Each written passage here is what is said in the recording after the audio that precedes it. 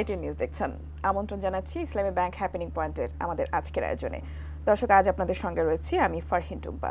আজ আপনাদের সামনে আমরা আসলে কথা বলার চেষ্টা করব প্রবাসী বাংলাদেশি শিল্প সংস্কৃতি এসব নিয়ে, এবং এই বিষয়ে আমাদের সঙ্গে কথা বলার জন্য স্টুডিওতে উপস্থিত রয়েছেন কাজী টিপু, প্রবাসী চলচ্চিত্র নির্মাতা। আপনাকে আমন্ত্রণ জানাচ্ছি আমাদের আজকের আয়োজনে। ধন্যবাদ, আপনাকে অনেক ধন্যবাদ এবং এটিএন নিউজকে ধন্যবাদ আমাকে। জি, নিশ্চয়ই ভালো আছেন। জি, আলহামদুলিল্লাহ।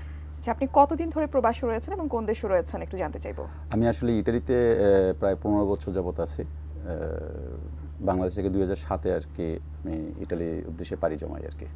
আচ্ছা, অনেক দিন ধরে প্রবাসী রয়েছেন। তো আসলে আপনার কাছে জানতে চাই যে চলচ্চিত্র নির্মাণ, প্রবাসী থেকে চলচ্চিত্র নির্মাণটা আসলে কিভাবে সম্ভব হচ্ছে, এটা আপনার কাছে জানতে চাই। এটা আসলে অনেকটা টাফ। আসলে অ্যাম্বিশন থাকতে হয়, আসলে টার্গেট থাকতে হয়। আমি সেটা টার্গেট করি হলো 2007-এ, সেটা আমার সফল হয়নি। তারপর 2011-তে আমি টার্গেটটা সম্পূর্ণ করতে পেরেছি। এতটা সময় আমার আসলে চেষ্টায় ছিল আসলে। তারপরে আমি ওখানে 3 বছর পড়াশোনা করি বোলোনি ইউনিভার্সিটিতে, একাডেমি ন্যাশনাল সিনেমাতে। ওখানে ডিরেক্টর অফ ফটোগ্রাফি এডিটিং উপরে আমি 3 বছর পড়াশোনা করার পরে আমি আসলে চিন্তা ভাবনা হয় যে আমি ইটালিয়ান চলচ্চিত্রের সাথে সম্পৃক্ত হব। তারপর চেষ্টা করলাম, চেষ্টা করার পরে অনুদান পেলাম গভর্নমেন্টের। ওখানে একটা প্রজেক্ট সাবমিট করতে হয়, প্রজেক্ট সাবমিট করার অনুদান পেলাম। অনুদান দিয়ে আমি একটা ছবিও নির্মাণ করলাম। আচ্ছা, ছবিটা সম্পর্কে জানতে চাইবো, কি নাম? ছবিটার নাম হলো 18+। ওখানে বেড়ে ওঠা সেকেন্ড জেনারেশন যারা বিদেশি এবং বাংলাদেশি উভয়ের ক্ষেত্রে, যে তাদের ফিউচার, তাদের ডেস্টিনেশন, তাদের অ্যাম্বিশন সেটা কি হতে পারে, সেটা ডিরেক্টর পয়েন্ট অফ ভিউতে আমি একটি ভাসমান কাগজের নৌকার সাথে তুলনা করেছি আর কি। আচ্ছা আচ্ছা, তো মানে আপনার চলচ্চিত্রের উপজীব্য ছিল প্রবাসী যারা আসলে বেড়ে উঠছে তাদের জীবনযাপন সবকিছু নিয়ে। কেমন সাড়া পেয়েছেন? হ্যাঁ, এটা অনেক সাড়া পেয়েছে। আমি ভেনিস ফিল্ম ফেস্টিভ্যালে আমার ছবিটা প্রদর্শন হয়েছে, ঢাকা ইন্টারন্যাশনাল ফিল্ম ফেস্টিভ্যালও প্রদর্শন হয়েছে 2013-তে, এবং ইউরোপ সহ ইটালির বিভিন্ন ক্ষেত্রে প্রদর্শিত হয়েছে অনেক ফেস্টিভ্যালে। আচ্ছা, প্রবাসী যারা বাংলাদেশি রয়েছেন, আপনার মতো হয়তো চলচ্চিত্র নির্মাণ করতে চাচ্ছেন বা শিল্প সংস্কৃতিকে তুলে ধরতে চাচ্ছেন বিশ্বের সামনে, এতে আসলে কি কি বাধার সম্মুখীন হচ্ছেন আপনারা? মূলত হলো যে আসলে প্রবাসে চলচ্চিত্র নির্মাণ করাটা আসলে অনেক চ্যালেঞ্জিং একটা বিষয়। সেক্ষেত্রে আসলে অনেক সহযোগিতা আশা করলেও আমি আসলে সেগুলো পাই না। শুধুমাত্র ইটালি গভর্নমেন্টের কাছ থেকে আমি যে ফ্যাসিলিটিগুলো পাই, এবং ওখান থেকে কিছু ক্রিয়েটিভ মানুষ আছে তাদের সহযোগিতাগুলো পাই, এবং বাংলাদেশ সরকারের থেকে কোনো সহযোগিতা আমি পাইনি আসলে। সেটা হোক পরামর্শ, সেটা হোক নীতি নির্ধারণের ক্ষেত্রে, ডিসকাশনের ক্ষেত্রে, এগুলো কোনো কিছু আমি পাইনি। কি ধরনের সুবিধা পেলে আসলে চলচ্চিত্র নির্মাণ বা যে কোনো ধরনের যদি কোনো কিছু নির্মাণ করতে চায় বা শিল্প সংস্কৃতিকে আসলে এগিয়ে নিতে চায়, সেক্ষেত্রে কি ধরনের সহযোগিতা পেলে উপকৃত হবেন আপনারা? আমাদের আসলে দূতাবাসের মাধ্যমে আসলে শিল্প সংস্কৃতির ক্ষেত্রে আসলে উৎসাহ দান করতে হবে, মূলত এটা একটা ইম্পর্টেন্ট ব্যাপার। এবং আমাদের সঙ্গে তাদের অংশগ্রহণটা খুবই ইম্পর্টেন্ট। সেটা ইটালি গভর্নমেন্ট খুব বিবেচনা করে যে বাংলাদেশি একটা ছেলে চলচ্চিত্র নির্মাণ করবে, সেখানে যদি বাংলাদেশ সম্পৃক্ত থাকে তাহলে আমার আইডেন্টিটিটা আসলে ক্লিয়ার হয়ে যায়, যে আসলে আমি মানে স্বীকৃতি পাই, মানে স্বীকৃতির বিষয়টা আসে। আদারওয়াইজ আমি আসলে ইটালিয়ান নির্মাতা হিসেবে বেড়ে উঠছি আসলে বর্তমানে। এইটা আমার কাছে একটু মানে একটু খারাপ লাগে যে আমি বাংলাদেশি হয়ে বাংলাদেশের চলচ্চিত্র নির্মাতা হব না কেন, যেমন এটা একটু আমাকে ডিস্টার্ব করে আর কি। না, কিন্তু ওখানে থেকে আপনি বাংলাদেশকে তুলে ধরছেন, ইতালির সামনে হোক বা সেটা বহির্বিশ্বের সামনে হোক, সেটা অনেক বড় একটা ব্যাপার। আর আসলে কি মনে করেন যে আর কি করা যেতে পারে আমাদের চলচ্চিত্র অঙ্গন বলেন বা আন্তর্জাতিক অঙ্গনে আমাদের চলচ্চিত্রকে তুলে ধরতে হলে আর কি করা উচিত আমাদের? মূলত আসলে ফেস্টিভ্যাল ওরিয়েন্টেড কিছু ফেস্টিভ্যাল করা উচিত বাংলাদেশ সরকারের সহযোগিতায়। সেক্ষেত্রে আমি সবসময় আমন্ত্রণ জানাই বাংলাদেশ গভর্নমেন্টকে যে আমরা আমাদের চলচ্চিত্রকে যদি প্রদর্শন করি, ইটালিয়ানদের মাঝে তুলে ধরতে পারি, তাহলে আমাদের চলচ্চিত্রের মানটা বাড়বে এবং আমাদের শিল্প সংস্কৃতির একটা ডেভেলপমেন্ট আসবে আশা করি। এবং ওখানের যে কমিউনিটি ব্যক্তিরা আছে তারাও প্রত্যাশায় থাকে যে আমি আসলে একটি বাংলা চলচ্চিত্র দেখব। ওখানে অনেকেই বাংলা চলচ্চিত্রকে ভালোবাসে, এবং আমাদের দেশে অনেক ভালো ভালো ছবি হচ্ছে। সেসব ছবিগুলো আসলে বিশ্ব বাজারে তুলে ধরার আসলে একটা ক্ষেত্র তৈরি করে দিতে হবে আর কি। এই ক্ষেত্রটা আমি আমার ইটালি থেকে আমি করে দিতে পারি, কিন্তু কেউ যদি আসে তাহলে করতে পারি, কেউ যদি না আমার ডাকে সাড়া দেয় আমি কিছু করতে পারতেছি না আসলে, সেটা এরকম। জি, এটা অনেকটা মানে হয়ে যাচ্ছে যে আমি হচ্ছে স্বপ্রণোদিত হয়ে যতটুকু পারছি ততটুকু করছি। সেক্ষেত্রে ওখানকার সরকার আমি তো সেক্ষেত্রে সহযোগিতা আমি করছে। সেক্ষেত্রে কিন্তু বাংলাদেশ থেকে প্রায় ১৬-১৭টা ফিল্ম নিয়ে তরুণ নির্মাতাদের ছবি নিয়ে আমি ১ মাস ব্যাপী একটি ফেস্টিভ্যালও করেছি ব্যক্তিগত আচ্ছা, উদ্যোগে। আচ্ছা। ওইখানের স্থানীয় ইটালিয়ান গভর্নমেন্টের সহযোগিতায় প্রায় কোভিডের সময় ২০২১-এ এটাতে আমার অনেক সাড়া মিলছে। তখন আমি অনেক বাংলাদেশি অনেক মানুষকে দাওয়াত দিয়েছি আসলে।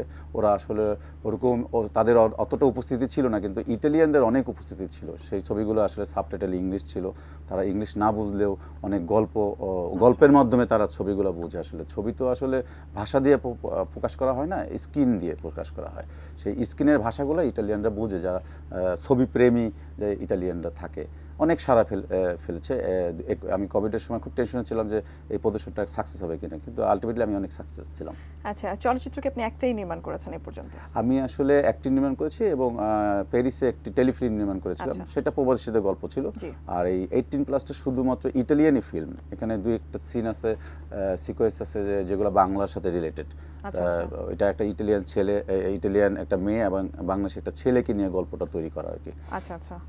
বাংলাদেশি যারা প্রবাসে বাস করছেন, প্রবাসে থাকছেন, তাদের আসলে কি ধরনের সমস্যা হতে পারে বা সার্বিক কি ধরনের জীবনযাপনটা ওখানে আসলে এই সব কিছু তুলে ধরতে চেয়েছেন, এটাই মনে হচ্ছে আমার কাছে।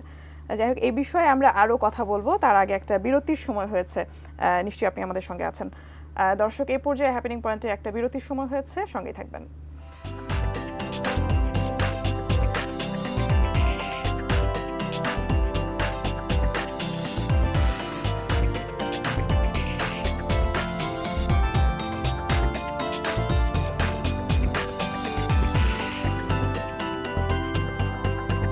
বিরতির পর আবারও আমন্ত্রণ। আপনারা দেখছেন ইসলামী ব্যাংক হ্যাপেনিং পয়েন্টের আমাদের আজকের আয়োজন।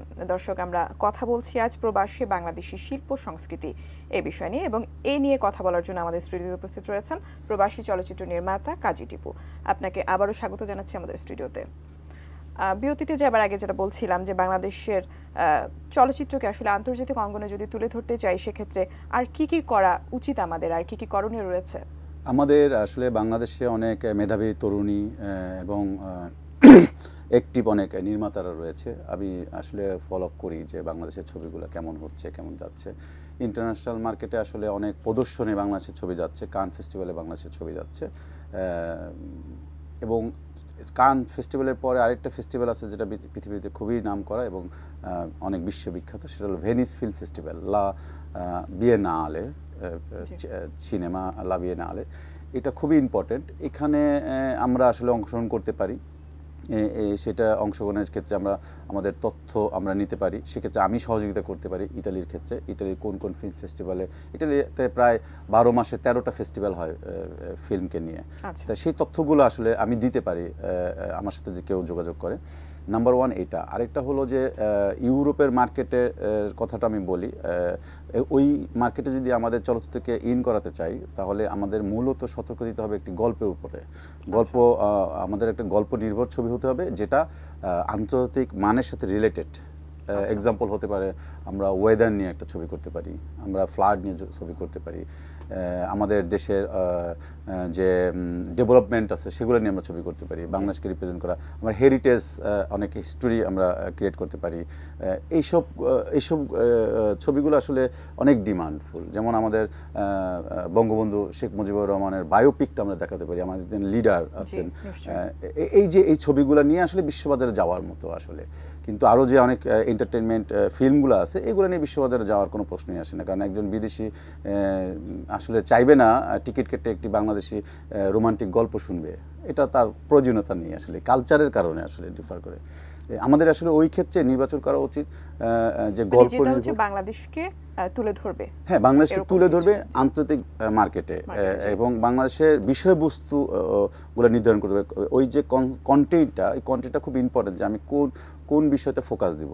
যেমন আমাদের দেশ এখনও কিন্তু আমরা খুব বিপজ্জনক পর্যায়ে রয়েছি আমাদের ভৌগোলিক দিক থেকে। ওয়ার্ল্ড ক্লাইম্যাক্স নিয়ে কেউ ফিল্ম করতে পারে, এরকম হয়, অ্যানিমেশন ফিল্ম হয়। আবার আছে হলো যে আমাদের বাংলাদেশের যে ডেভেলপমেন্ট, আমাদের বাংলাদেশের যেমন লিডার আছে, এদেরকে নিয়ে আমরা আসলে বিশ্ববাজারে যেতে পারি, তাহলে একটা পর্যায়ে বাণিজ্যিকরণটা তৈরি হয়ে যাবে। এবং চলচ্চিত্র একটা খুবই সহজ মাধ্যম আসলে মানুষের কাছে পৌঁছানোর। বাংলাদেশের ভাবমূর্তি রক্ষার ক্ষেত্রে আসলে প্রবাসীদের ভূমিকা আপনার কাছে জানতে চাই, যেহেতু আপনি দীর্ঘদিন ধরে প্রবাসে রয়েছেন। এখন অনেকটা ডেভেলপমেন্ট করতেছে, বাংলাদেশি প্রবাসীরা অনেক সচেতন হয়েছে বাংলাদেশি শিল্প সংস্কৃতির ক্ষেত্রে। তারা আসলে স্কুল তৈরি করতেছে, যেমন আমার সিটিতে ভেনিস বাংলা স্কুল রয়েছে, সেখানে প্রায় 50-60 জন স্টুডেন্টরা বাংলা শিখছে এবং ইটালি ভাষা শিখছে, এবং তারা অনেকটা কৃষ্টিকালচার প্রেজেন্ট করতেছে, বিশেষ দিবসে অনুষ্ঠান করতেছে। এগুলা হচ্ছে এরকম ইটালির বিভিন্ন প্রান্তে আসলে বাংলা স্কুল গড়ে উঠেছে, এবং অনেক ক্রিয়েটিভ পার্সনরা আছে, তারা কিছু করতে চাচ্ছে, অনেক মেয়েরা ভালো ভালো কাজ করতেছে, তারা সোশ্যাল মিডিয়াতে অনেক কাজ করতেছে, এটা ভালো দিকে যাচ্ছে। কিন্তু কিছুদিন আগে আমি যদি 10 বছর ব্যাকে যাই, তখন এগুলো ছিল না আসলে। মানে আশাবাদী আমি যে একটা ভালো কিছু হতে যাচ্ছে ইটালিতে প্রবাসী বাংলাদেশিদের মাধ্যমে বাংলাদেশের শিল্প সংস্কৃতি কৃষ্টি কালচারকে তুলে ধরার ক্ষেত্রে। জি, আরেকটু গুরুত্বপূর্ণ বিষয় আসলে যেতে চাই, সেটা হচ্ছে রেমিটেন্স অর্জনের ক্ষেত্রে প্রবাসী বাংলাদেশি যারা রয়েছেন, তারা বিশেষ করে যারা শিল্প সংস্কৃতি যুক্ত রয়েছেন, তারা আসলে কিভাবে ভূমিকা রাখতে পারেন? না, ইটালির ক্ষেত্রে আসলে শুধু লেবার কন্ডিশন ছাড়া রেমিটেন্স আসার কোনো সুযোগই নেই। শিল্প সংস্কৃতির মাধ্যমে ওরকম আসলে উৎপাদন হয়নি, তাই এখন ওই যাত্রাটা তৈরি হয়নি। কিন্তু আমি ব্যক্তিগতভাবে চেষ্টা করতেছি যে বাংলাদেশ সরকার এবং ইটালি সরকারের মাধ্যমে আমরা যদি একটি কালচারাল চুক্তি করতে পারি, তাহলে হয়তোবা আমাদের শিল্প সংস্কৃতির ক্ষেত্রে আমাদের একটা বাণিজ্যিক অবস্থান তৈরি হবে। এটা চেষ্টা অন প্রসিডিউর আছে। জি, আবারও আপনার চলচ্চিত্র নিয়ে একটু কথা বলতে চাই। সামনে আর কি কাজ করছেন?